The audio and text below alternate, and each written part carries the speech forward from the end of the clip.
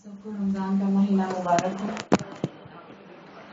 शुक्रिया अल्लाह ताला खैर वाफियत से हमें इबादत की और इस महीने का मैक्सिमम यूटिलाइजेशन करने की तौफीक अता फरमाए और दोपहर की नींद की कुर्बानी दे के यहाँ आने वालों को बेहतरीन अजर अता फरमाए। हाँ, बहुत अच्छा टाइम है। कुछ लोग बहुत डांट भी रहे थे।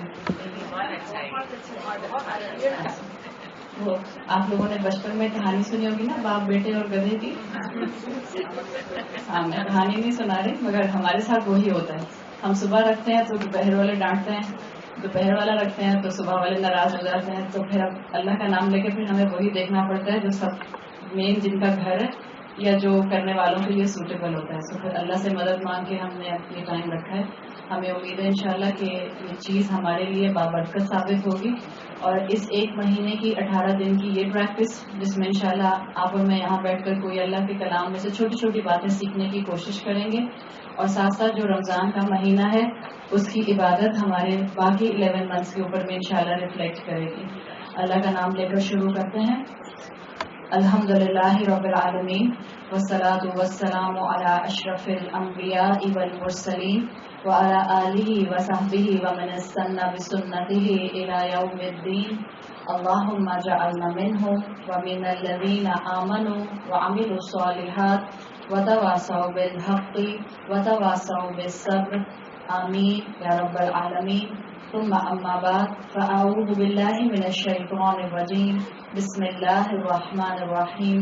रब्बि इश्रह ली सदरी व यस्सिर ली अमरी वहलुल उक़दतम मिन लिसानी यफ़क़हू क़ौली। अल्लाहुम्मा सब्बितना इंदल मौती बिला इलाहा इल्लल्लाह। ए हमारे अल्लाह, हमें हमारी मौत पर कलमा ला इलाहा इल्लल्लाह पर साबित कदम रखे। आमीन या रब्बल आलमीन। अल्हम्दुलिल्लाह, आपके पास फ्लायर पहुंचा, आपके पास दावत पहुंची और आपने इरादा किया कि आप इस प्रोग्राम का हिस्सा बने। रमज़ान का प्रोग्राम अल्हम्दुलिल्लाह कई एंगल से आपको फ़ायदा दे सकता है। हमने इस मरतबा सिर्फ एक सूरत के तदब्बुर के ऊपर बात करने का फैसला किया है और आपको बुकलेट्स देने का मकसद खास तौर पर यही है। अगर किसी को ना मालूम हो तो नामालूम अफराद से नामालूम लगे। अगर कुछ लोगों को ना मालूम हो ये बात कि यहाँ बुकलेट्स अवेलेबल हैं तो नज़िया ने आप लोगों के लिए बुकलेट्स खास तौर पर प्रिंट करवाई हैं ताकि आप लोग इन 18 दिनों में जो इल्म हासिल करें उसमें से जिसको आप अपने पास जमा करना चाहती हैं, रिटेनिंग पावर अपनी बढ़ाने के लिए। इसलिए अल्हम्दुलिल्लाह यहाँ बहुत से चेहरे ऐसे बैठे हैं जो इस बात को आगे पहुँचाने वाले हैं। तो आपके लिए इल्म को महफूज रखना बहुत फ़ायदा देगा, चाहे आप आगे पहुँचाने वाली हैं या आप आगे पहुँचाने वाली नहीं भी हैं और आप अपने अमल की बेहतरी के लिए इल्म हासिल कर रही हैं। तो लिखने की कोशिश कीजिएगा। इंशाल्लाह आपको 2 महीने के बाद 3 महीने के बाद उसका इम्पैक्ट अपनी ज़िंदगी में खुद महसूस होगा। एक, हम सूरह यासीन इंशाल्लाह करेंगे। नंबर 2, 18 दिन का एक तरह का ये कोर्स है। जब मैं कोई सूरत कराती हूँ, पिछले 3 साल से अल्हम्दुलिल्लाह इसी घर के अंदर हम सूरत ही करा रहे हैं। सबसे पहले सूरह फातिहा कराई थी और हमने 20 दिन में सूरह फातिहा की थी। फिर पिछले रमज़ान में आप में से जो हमारे साथ थे हमने सूरतुल कहफ की थी, वो भी 20 दिन का हमारा प्लान था। इस मरतबा इंशाल्लाह 18 दिन है और सूरत यासीन है। सूरत यासीन को हम इन डेप्थ, जिसको आप तदब्बुर के एंगल से कहते हैं, हम इस एंगल से इस सूरत को इंशाल्लाह समझेंगे। और हम वक्त लगाने की कोशिश क्यों कर रहे हैं ये इस तरह से 18 दिन एक ही सूरत के ऊपर, ताकि कुछ ऐसा सीख लें कि जो हमारे ज़िंदगी में आगे हमारे साथ कंटिन्यू करे, हमारे साथ रहे। तो इस तरह से ये हमारा पैटर्न चलेगा इंशाल्लाह। आपसे गुजारिश ये है, अल्लाह ताला खैरियत रखें घरों के अंदर, आपकी तबीयत में बेहतरी रखें, सेहत दें। कोशिश कीजिएगा कि जब आपने इरादा कर लिया है कि आप क्लास ज्वाइन करेंगी तो फिर आप रेगुलरिटी से आएँ। हम कोई आपको 18 दिन मुकम्मल करने पर सर्टिफिकेट तो नहीं देते या दे रहे होंगे, लेकिन ये कि आपके अपने फ़ायदे के लिए ज़रूरी है कि आप रेगुलर रहें ताकि जो मकसद है वो मकसद हम आखिर में हासिल कर सकें। अल्हम्दुलिल्लाह, रमज़ान का महीना कुरान का महीना कहलाया जाता है। शहरु रमज़ान उन्ज़िला फ़ीहिल कुरान। अल्लाह ताला ने इस रमज़ान के महीने में कुरान नाजिल फरमाया। तो कुरान का और रमज़ान का ताल्लुक आपको हमेशा से बहुत स्ट्रांगली महसूस होता है। आप और मैं जब भी कुरान पढ़ते हैं, और अल्हम्दुलिल्लाह हम सबकी कोशिश होनी चाहिए چاہے آپ تجوید کے اینگل سے بہت سلو بھی پڑھتی ہیں، کوشش کیا ہونی چاہیے کہ میں کتنے قرآن پڑھوں گی کم سے کم ایک رمضان میں؟ کیا کوشش ہونی چاہیے؟ منیمم ایک قرآن کی تلاوت میں مکمل کروں گی.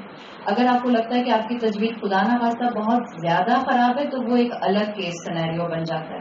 لیکن اگر آپ کا فلو اچھا ہے اور آپ تجوید سیکھ چکی ہیں، آپ حرکات کی غلطی نہیں کرتی، آپ زبر کو زیر اور زیر کو پیش نہیں بناتی، تو کم سے کم ایک قرآن کی تلاوت قرآن مکمل کرنے کی کوشش ضرور کیجیے گا. اس لیے کہ یہ سنت رسول صلی اللہ علیہ وسلم ہے. جس سال آپ کا انتقال ہوا ہے اس کے علاوہ باقی سب سالوں میں جبرائیل علیہ السلام ہر رمضان میں آیا کرتے تھے اور آپ صلی اللہ علیہ وسلم کو جتنا قرآن آپ پر نازل ہو چکا ہوتا تھا اس کا دورہ کروایا کرتے تھے. اسی سے سنت نکلی ہے ہم مسلمانوں کے اندر دورۃ القرآن کی، قرآن کا دورہ کرنا. یقیناً اس میں ہم ترجمہ زیادہ پڑھ رہے ہوتے ہیں، عربی کم پڑھ رہے ہوتے ہیں، لیکن وہ سنت رسول صلی اللہ علیہ وسلم سے کنیکٹڈ ہے. اکثر ہمارے ذہنوں میں سوال ہوتے ہیں کہ کیا ہم نے وہ بدعت تو نہیں ایجاد کر لی؟ تو اپنے ذہن کو کلیئر کر لیجئے، وہ بدعت نہیں ہے. اس لیے کہ رمضان قرآن کا مہینہ ہے اور قرآن کا جتنا فہم حاصل کیا جائے گا اللہ کے رسول صلی اللہ علیہ وسلم کی تعلیمات کی روشنی میں، وہ سب کا سب پارٹ آف شریعہ ہوگا. اسی طرح سے قرآن کے اوپر تدبر کرنا، تفکر کرنا، قرآن کو سمجھنا، اس پر ریفلیکشنز کرنا، یہ سب بھی قرآن سے اٹیچ ہونے کا ہی ایک ذریعہ ہے. جب آپ قرآن کی تلاوت کرتے ہیں تو آپ کو بعض اوقات آیات ملتے ہیں جن میں اللہ تعالیٰ نے جنت اور دوزخ کا ذکر کیا ہے.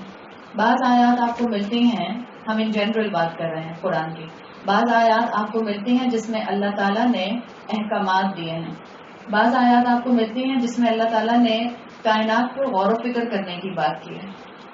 اگر ہم اپنے آپ کو تھوڑا سا ایویلویٹ کریں، جب ہم کسی کورس کو بھی جوائن کرتے ہیں یا جب ہم کسی بھی کلاس کو جوائن کرنے کا پلان کرتے ہیں تو ہمارا مین فوکس یہ ہوتا ہے، اور جو کہ ہونا چاہیے پرائمری فوکس، کہ میں قرآن کے احکامات کو سمجھوں گی تاکہ میں دیکھ سکوں کہ اللہ مجھ سے کیا چاہتا ہے اور پھر میں اس کے مطابق اپنے عمل کو بدلوں گی. یہ ہمارا پرائمری مین پرپز ہوتا ہے قرآن کے سامنے بیٹھنے کا، الحمدللہ. اور کیا ابھی بھی ہمارا یہی مقصد ہے؟ ہم قرآن کے احکامات کو سمجھنا چاہ رہے ہیں. کیوں؟ اس لیے کہ ہم دیکھنا چاہتے ہیں کہ اللہ تعالیٰ نے ہمارے لیے یہ بک کیوں بھیجی ہے اور پھر ہم اس میں سے اپنے عمل کے لیے کون سی راہ نکال سکتے ہیں. لیکن جو کلاسیکل اسکالرز ہیں ان کی اگر آپ تفاسیر پڑھیں تو وہ اس بات کو کئی دفعہ مینشن کرتے ہوئے نظر آتے ہیں. وہ کہتے ہیں کہ جب مسلمان قرآن کو احکامات کے لیے کھولتا ہے اور احکامات سننے اور سمجھنے کے لیے علم حاصل کرتا ہے تو زیادہ تر ہوتا یہ ہے کہ ہم احکامات میں اتنا کھو جاتے ہیں کہ احکامات کے سائٹس پر اور جو بریکٹ کرتے ہوئے الفاظ اور فریزز اور جملے اور آیات آ رہی ہوتی ہیں ہم ان کو اوور لک کر جاتے ہیں.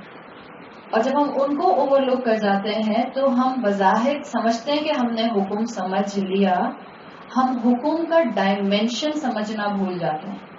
اگر جو کلاسیکل اسکالرز ہیں جن کو آپ سلف صالحین کہتے ہیں، اور سلف صالحین اسکالرز کے اندر آپ صحابہ سے شروع کرتے ہیں، تبا تابعین، اور آبویسلی یہ گولڈن جنریشنز ہیں، اور اس کے بعد آپ تقریباً 15th سینچری تک جہاں تک مسلمان اسکالرز آپ کو ملتے ہیں ان سب کو سلف صالحین اسکالرز، جن کو کلاسیکل اسکالرز کہا جاتا ہے، ان میں شامل کیا جاتا ہے. ان اسکالرز کا کہنا یہ ہے کہ اگر آپ کو احکامات کے آگے پیچھے آنے والے الفاظ کی گہرائی سمجھ آ جائے تو آپ کو حکم کی سمجھ بہت ڈیپ ریفلیکشن کے ساتھ آتی ہے. جیسے قانون وراثت اگر آپ قرآن میں پڑھتی ہیں اور آپ جب بھی اس کی تلاوت کرتی ہوں گی آپ کو بہت وہ ڈرائی نہیں لگتا ہوگا اگر واقعی آپ کو اس کا ترجمہ سمجھ آتا ہے. تو جس کو ترجمہ سمجھ نہیں آئے گا اس کے لیے بھی اس میں ایک اللہ تعالیٰ نے ریدھمک بیوٹی رکھی ہے. اس لیے کہ جس کو ترجمہ نہیں بھی سمجھ آ رہا، اگر وہ صرف پیور گاڑھا قانون پڑھ رہا ہے، ان لا آف انہیریٹنس، آپ کسی بھی دنیا کی لا کی بک کو اٹھا کر پڑھیے، آپ کا سر چکر آ جائے گا ایک پیراگراف پڑھنے کے بعد. اتنا زیادہ کمپلیکیٹڈ لینگویج ہوتی ہے اس کے اندر. یہ قرآن کا اعجاز ہے، یہ قرآن کا معجزہ اور میریکل ہے کہ اگر اس میں ایک پیور فارم میں لا بھی لایا گیا ہے، لا آف انہیریٹنس یا لا آف ڈائیورس، تو اس کو بھی اس انداز میں بیان کیا گیا ہے کہ جس کو ترجمہ سمجھ آئے وہ بھی خوبصورتی سمجھے، جس کو ترجمہ نہ سمجھ آئے وہ اس کے ردھم کی خوبصورتی کو، اس کے فلو کی خوبصورتی کو سمجھ کے اس کو آگے سے آگے کنٹینیو کرتا رہے. تو ہمارے جو اسکالرز ہیں ان کا کہنا یہ ہے کہ جب آپ گہرائی میں دین کو سمجھتے ہیں، احکامات بھی سمجھتے ہیں اور احکامات کس کانٹیکسٹ میں آئے ہیں اس کو بھی سمجھتے ہیں، تو آپ کے لیے قرآن کو زندگی کا حصہ بنانا آسان ہو جاتا ہے. ہم میں سے جتنے بھی یہاں لوگ بیٹھے ہیں، کیا ہم یہ چاہتے ہیں کہ قرآن ہماری زندگی کا حصہ بن جائے؟ الحمدللہ، اس لیے ہم یہاں اٹھ کر آئے ہیں کہ ہم اس کو اپنی زندگی کا حصہ بنانا چاہیں. ایک ہم مسلمانوں کے اندر جو کمی سب سے زیادہ اس وقت ڈیپلی پینیٹریٹڈ ہے وہ یہ ہے کہ ہم نے اپنے آپ کو عابد بنایا ہوا ہے، ہم نے اپنے آپ کو عبد نہیں بنایا ہوا. فرق ہے دونوں میں. آپ میں سے جو لوگ عربی گرامر کو سمجھتے ہیں یا اگر اردو کے حساب سے بھی آپ اچھی اردو بولنے والے ہیں تو عابد کون ہوتا ہے؟ عبادت کرنے والا. اور عبد کون ہوتا ہے؟ غلام، اللہ کا بندہ. امام غزالی کا نام آپ نے سنا ہوگا، 14-15 سینچری اسکالر جن کی بہت سی کتابیں مشہور ہیں، لیکن ان کی ایک احیاء العلوم بہت مشہور کتاب ہے. امام غزالی اپنی کتاب میں لکھتے ہیں کہ عبادت کرنے والے 3 طرح کے ہوتے ہیں. اب یہ 3 طرح کے ٹارگیٹس ہو سکتے ہیں کسی ایک ہی انسان کے، کہ میں پہلے اسٹیپ نمبر 1 پر آؤں گی، پھر اسٹیپ نمبر 2 پر آؤں گی اور اس کے بعد میں اسٹیپ نمبر 3 پر موو کروں گی.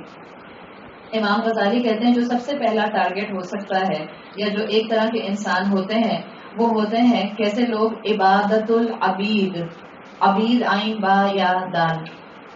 عبادت العبید یہ کون ہوتے ہیں؟ یہ وہ ہوتے ہیں جو اللہ کے خوف سے اللہ کی عبادت کرتے ہیں. عبادت العبید. اور زیادہ تر الحمدللہ اگر آپ اپنی زندگی کو اپنی نظروں میں لے کر آئیں تو جب آپ بچی تھیں اور آپ نے پیوبرٹی کراس کی اور آپ کے والدین نے آپ کو نماز اور روزے کے بارے میں انفارمیشن دینی شروع کی تو کبھی کبھی 90% ہم ماں کے خوف سے نماز پڑھ لیا کرتے تھے. آپ کے بچے آپ کے خوف سے نماز پڑھ لیتے ہوں گے، امی سامنے آ گئی ہیں، مغرب کو بہت دیر ہو گئی، جائے نماز بچھائی اور کھڑے ہو گئے فوراً. سو ایک لیول ہوتا ہے امام غزالی کے مطابق عبادت کرنے والے کا جو ہوتا ہے عبادت العبید، خوف کی وجہ سے عبادت کرنے والا. ایک لیول امام غزالی نے بتایا، ایک لیول یا ایک طرح کے لوگ ہوتے ہیں کیٹیگری کے جو عبادت کرتے ہیں، وہ ہوتے ہیں عبادت التجار. تجار اجر سے ہے، یعنی وہ لوگ جو اجر کے پوائنٹ آف ویو سے، ریوارڈ کے پوائنٹ آف ویو سے عبادت کرتے ہیں. ظاہری بات ہے کیا یہ خوف سے بڑا ہوا لیول ہے؟ اب آپ کسی ڈر سے عبادت نہیں کر رہی ہیں، آپ صرف اللہ سے ڈر نہیں رہی، بچہ صرف ماں سے ڈر نہیں رہا، بلکہ اب آگے بڑھ کر اس کو نماز کا ریوارڈ چاہیے، اس کو فائدہ چاہیے، اس کو ایک سمجھ میں. بات لوگ ہوتے ہیں نا وہ کیلکولیٹر کے اوپر اپنی نیکیاں کاؤنٹ کرتے ہیں. صدقہ کرنے کے اگر میں نے 10 روپے دیے تو 700 گنا ملتا ہے، سو 10 ملٹیپلائی بائی 700. بعض اوقات بچے ایسا کرتے ہیں کہ اس کا مطلب ہے کہ مجھے اب اتنے بلین ٹائم جو ہے وہ ریوارڈ ملے گا اس لیے کہ میں نے اتنا اماؤنٹ صدقہ کر دیا ہے. سو عبادت التجار یہ بھی بری بات نہیں ہے، ایک لیول ہے عبادت کا کہ جس میں بندہ ریوارڈ کے لیے عبادت کرتا ہے. اور امام غزالی کہتے ہیں کہ ایک اور ہائیسٹ لیول ہوتا ہے انسان کا، مسلمان کا، اللہ کی عبادت کرنے کا، اور وہ ہوتا ہے عبادت الاحرار. احرار حمزہ ہا حلوے والی ہا سے لکھتے ہیں، حمزہ پر زبر ہے اور ہا حلوے والی جو ہوتی ہے. عبادت الاحرار ایک آزاد انسان کی عبادت. آپ نے وہ کشمیر کے لیے لفظ سنا ہوگا، حریت، اسی والی ہا سے لکھتے ہیں، تحریک حریت ہا اسی ہا سے آتی ہے. سو عبادت الاحرار ان انسانوں کی عبادت جو کہ انسلیوڈ نہیں ہیں کسی بھی چیز کے، کسی بھی ہستی کے، کسی بھی نفس کی خواہش کے سوائے ایک اللہ کے. یہ عبادت ہوتی ہے ہائیسٹ لیول کی عبادت. اور یہ وہ عبادت کا لیول ہوتا ہے جس میں آپ اور میں صرف عابد نہیں ہوتے. کیا بن جاتے ہیں؟ عبد بن جاتے ہیں. عابد ہونا اور عبد ہونا ان دونوں میں فرق ہے. اور ہم اس رمضان میں اپنا پلان یہ کریں گے کہ ہم انشاءاللہ ان 30 دنوں کے اندر جب روزے رکھ کے شوال کے مہینے میں داخل ہوں گے تو ہم عابد سے عبد بن چکے ہوں گے انشاءاللہ. اور اللہ کی مدد ہمارے ساتھ ہوگی، ہماری اپنی انشاءاللہ انٹینشن ہوگی تو اللہ تعالیٰ اس کو ہمارے لیے ضرور آسان بنا دیں گے. آپ نے اور میں نے عابد سے عبد کیسے بننا ہے, میں اس کی آپ کو پریکٹیکل اگزامپل دینا چاہ رہی ہوں, اس لیے کہ کبھی کبھی آپ جب علم حاصل کر رہے ہوتے ہیں تو آپ کے سامنے تھیوری ہوتی ہے, اگر آپ اس کو پریکٹیکلٹی سے کنیکٹ نہیں کرتے ہیں تو تھیوری رہ جاتی ہے, اور آپ ایک تھیوری کے ڈائمینشن میں پاؤں رکھے ہوئے ہوتے ہیں, جب آپ گھر جاتے ہیں تو آپ کی ایک بالکل الگ ڈائمینشن ہوتی ہے, اس میں آپ چیزوں کو اس کے ساتھ آرام سے مکس اینڈ میچ نہیں کر پاتے. ہمارے یہاں مسلمانوں میں, اور یہ اوور آل آپ کو پوری دنیا میں ایک ٹرینڈ نظر آتا ہے کہ جس میں پتہ چلتا ہے کہ دین ایک طرف ہے, دنیا ایک طرف ہے.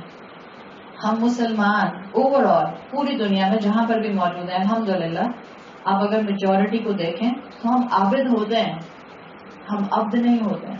اس لیے ہم نے یہ کیوں کیا ہے کہ ہم نے دین کا دائرہ دنیا کے دائرے سے الگ کر دیا ہے.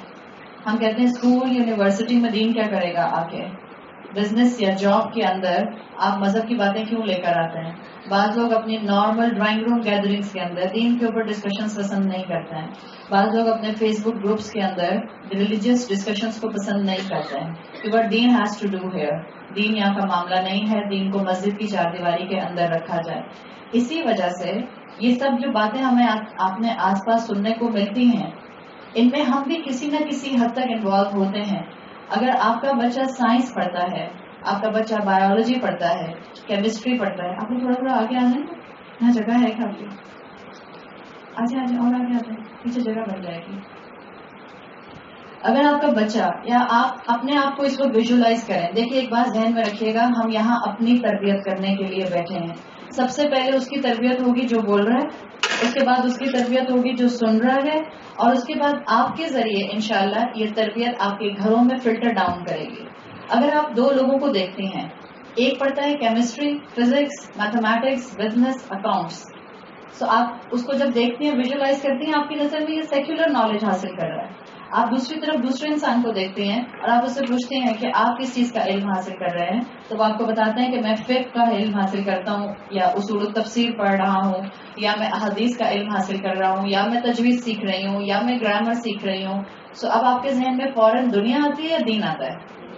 اب فوراً اٹس ڈیفینیٹ کہ آپ کے ذہن میں فوراً کے فوراً اب دین آتا ہے.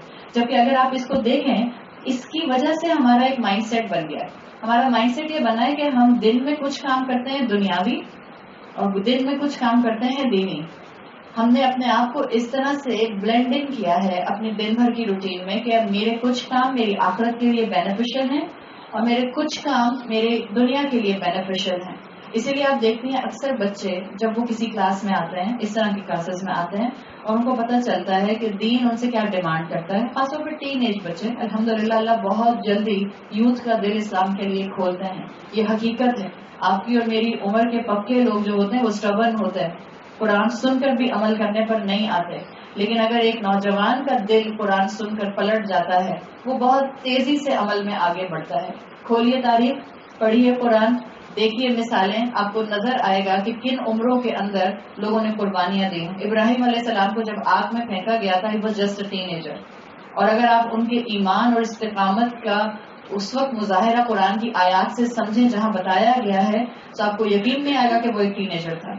آپ کو ایسی کئی مثالیں ملیں گی جس سے آپ کو پتہ چلے گا کہ یوتھ جلدی دین پر عمل کرنے کی طرف آ جاتی ہے. It just the matter of giving them a good flavour. ان کو دین کا ایسنس دکھانے کی ضرورت ہے.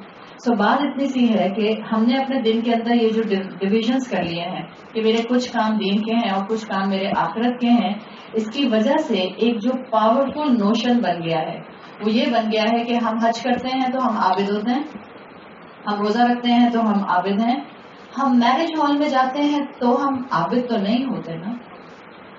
ٹیکنیکلی اسپیکنگ آپ روزہ رکھے ہوئے ہیں صبح سے لے کر مغرب تک, you are constantly in the condition of عابد, ورشپر, ٹھیک ہے.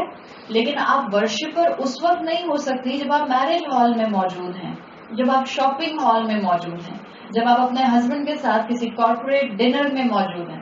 آپ اس وقت عابد نہیں ہو سکتے ہیں. Taking the terminology in your mind, آپ عبد ہو سکتے ہیں. دس از دا ڈفرنس. آپ اور میں کہتے ہیں کہ مسلمان 24/7 مسلم ہوتا ہے, یہ تو بیسک انفارمیشن آ گئی. لیکن ایک بچہ 18 سال کا، 25 سال کا، یا ایک مرد 40 سال کا، یا ایک عورت 35 سال کی اپنے آپ کو زندگی کے ہر سفیر میں 24/7 مسلم بنا کر کیسے رکھے گی؟ میں ہر وقت نماز نہیں پڑھ سکتی، میں ہر وقت روزہ نہیں رکھ سکتی، میں ہر وقت قرآن کی تلاوت نہیں کر سکتی، میں زندگی میں ہر دن عمرہ نہیں کر سکتی. سو میں عابد تو کم پیریڈ میں ہوتی ہوں، لیکن عبد میں کیا کانسٹنٹلی ہو سکتی ہے؟ سو انشاءاللہ آپ نے اب یہ کوشش کرنی ہے کہ جو جذبہ ایمان آپ کا طواف کرتے ہوئے حرم کے صحن میں ہوتا ہے، جیسے آپ کو اس وقت اللہ قریب محسوس ہوتا ہے، اپنی زندگی کے ہر سفیر میں ڈیسیژن لیتے ہوئے اور عمل کرتے ہوئے اگر اتنا ایگزیکٹ نہیں تو اس کا کچھ پرسنٹ تو آپ کو اللہ یاد رہے، تب آپ عبد بننے کی کنڈیشن میں آ جاتے ہیں. اور جب آپ عبد بننے کی کنڈیشن میں آتے ہیں تو آپ ویکیشنز پر بھی عابد نہ بھی ہوں کیا رہتے ہیں؟ عبد رہتے ہیں. سب جب آپ کی رمضان کے بعد عید آئے گی اور عید کے بعد جب آپ ویکیشنز پر جائیں گی تو آپ عابد تو نہیں ہو سکتی ہر وقت، آپ ہر وقت تو نماز نہیں پڑھ سکتی، اور سفر کے اندر تو نمازیں جمع کرنے کی بھی اجازت ہے، اور ہم سبھی کوشش کرتے ہیں کہ ہم سفر میں نماز جمع کر لیں جب آپ ہفتہ 10 دن کے لیے کہیں پر جاتے ہیں. سو لیکن آپ کیا کانسٹنٹلی اللہ کا غلام ہوتی ہیں؟ آپ کانسٹنٹلی اللہ کا غلام ہوتے ہیں. ہم نے انشاءاللہ یہاں سے اس مہینے سے اس کانسیپٹ کے ساتھ پریکٹیکلی باہر نکلنا ہے. اس کانسیپٹ کو اپنے ساتھ لے کر نکلیں گے تو آپ انشاءاللہ اپنی اولاد کے اندر اس چیز کو انکلکیٹ کریں گے. ہمارے بچے، میں آپ کو ایک مثال دوں، آپ کو ہنسی بھی آئے گی اور آپ کو سمجھ بھی آئے گی کہ ہاں ہم واقعی جو ہیں اندر سے اللہ سے محبت کرنے والے ہیں. ایک بچی مجھ سے یہ کہتی ہے، سمجھتے ہیں 19 سال کی 18 سال کی بچی، آپ کو پتا ہے یونیورسٹیز کے اندر، اسکولس کے اندر بچوں کے جو گروپس بنتے ہیں واٹس ایپ گروپس، تو اس میں سبھی ہوتے ہیں، لڑکے بھی ہیں لڑکیاں بھی، اس لیے کو ایجوکیشن میں پڑھ رہے ہیں، اور ماں باپ آپ کی اور میری جیسی مائیں یہی ان کو کہتی ہیں کہ بھائی بیٹا اگر تم بیٹی ہو تو ایسے گروپ میں لڑکوں سے بات کر لیا کرو جس میں اور لڑکیاں بھی ایڈ ہیں یا اور لوگ بھی ایڈ ہیں، انڈیویجول چیٹ مت کیا کرو. تو وہ بچی مجھے بتا رہی تھی، وہ کہتی ہے کہ رمضان آ گیا ہے تو ہم لڑکیوں نے ایک الگ گروپ بنا لیا ہے. کیوں بنایا؟ اس لیے کہ ہم رمضان میں اب اس گروپ میں اور لڑکے بولیں گے بھی کچھ، ہم جواب بھی نہیں دیں گے. اب یہ ایک اور الگ ایکسٹریم ہوگی، بیچارے پیپر سر پہ کھڑے ہوئے کسی کو کچھ پوچھنا بھی ہے اور کہہ رہی کہ گروپ میں کوئی لڑکا بولے گا بھی تو ہم کوئی جواب نہیں دیں گے. بٹ دس از معصومیت، رائٹ؟ اور یہ بتا رہا ہے کہ اندر دل میں اللہ کی محبت موجود ہے، اللہ دل میں اندر خوف اور محبت کے بیلنس کے ساتھ موجود ہے.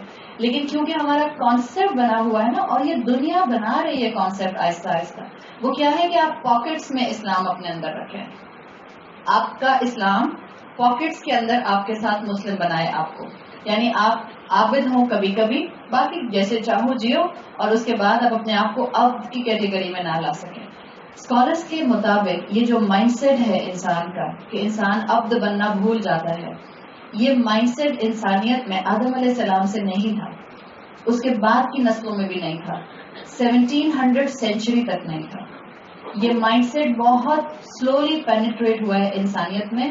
اور آپ جب تاریخ کو پڑھتے ہیں تو بہت سی چیزیں، آپ میں جتنے لوگوں نے ورلڈ ہسٹری پڑھی ہے، یورپین رینیسانس کہنے کو ایک برٹش ہسٹری کا بڑا ایک ایونٹ تھا، لیکن اس نے پوری دنیا کو ہٹ کیا ہے ڈوگما پوائنٹ آف ویو سے، عقائد کے پوائنٹ آف ویو سے، لوگوں کے رہن سہن کے پوائنٹ آف ویو سے، لوگوں کے کانسیپٹ آف مورالٹی اور کانسیپٹ آف ریلیجن کے پوائنٹ آف ویو سے.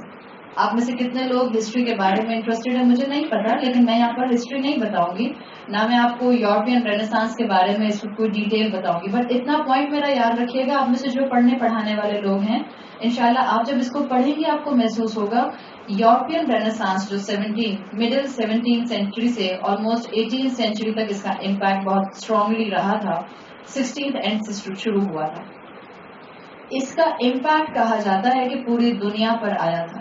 اور یہ وہ ٹائم تھا، obviously اس وقت میں مسلمان ذرا تھوڑا پیچھے ہو چکے تھے اور برٹش جو ایمپائر تھی وہ آگے دنیا پر رول کرنے کے لیے آگے بڑھ چکی تھی. سو برٹش کے پاس جو ریلیجن تھا وہ کرسچینٹی تھا. یہ وہ پوائنٹ تھا جہاں سے دنیا کو یہ سکھایا گیا کہ آپ اپنا سرکل آف مورالٹی، اخلاقیات، یا جس کو آپ سرکل آف دنیاوی چیزیں کہہ سکتی ہیں، اور سرکل آف ریلیجن، ان دو کو کمپلیٹلی سیپریٹ کر دیجیے. اور یہ وہاں سے سیپریٹ ہونا شروع ہوا ہے جو اب 1700 سینچری سے لے کر 2018 تک ہم مسلمانوں میں اور ہمارے بچوں میں بہت زیادہ ڈیپلی روٹیڈ موجود. دنیا الگ، دین الگ. یہ آپ کو ہر جگہ نظر آتا ہے، ہر پوائنٹ پر آپ کو یہ چیز نظر آتی ہے. اور اسی کی وجہ سے، انہی دو اسفیئرس کے بننے کی وجہ سے سیکولرزم ڈیولپ ہوا. آپ کو یہ کلاس کوئی ایسی کلاس تو نہیں لگ رہی کہ یہ کمپلیکیٹڈ کلاس ہے؟ میں ایسے ہی پڑھاتی ہوں جو نئے لوگ ہیں، جو پرانے لوگ ہیں ان کو پتا ہے.